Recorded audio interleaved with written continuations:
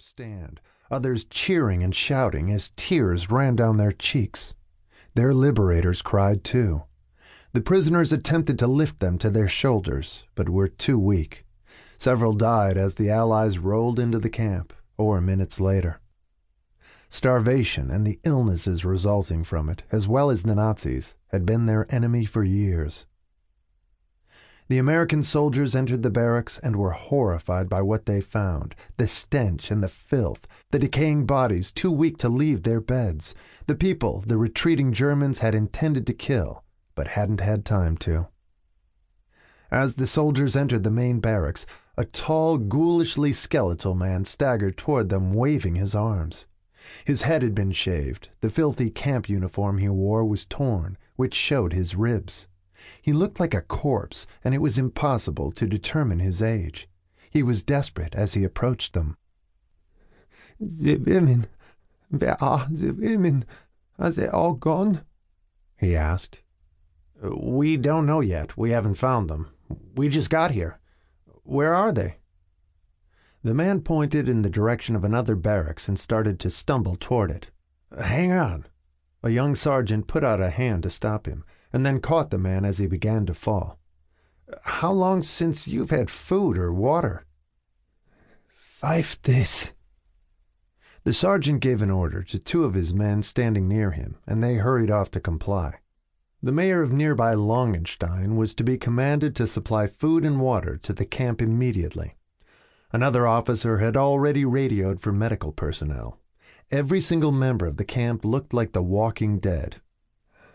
"I'll take you to the women's barracks." The newly liberated prisoner volunteered, although he could barely stand up.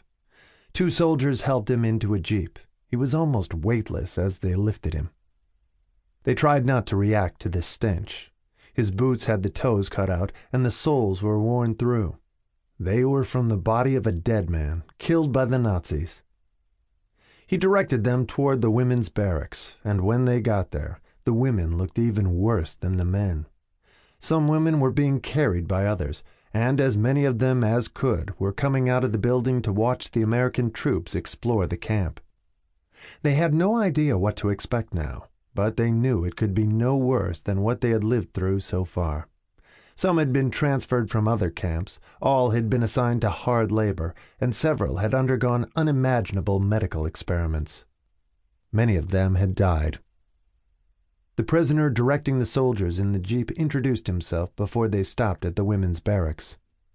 "I'm Jakob Stein," he said in fluent English with a heavy German accent. "I'm Austrian. I've been here for 5 years."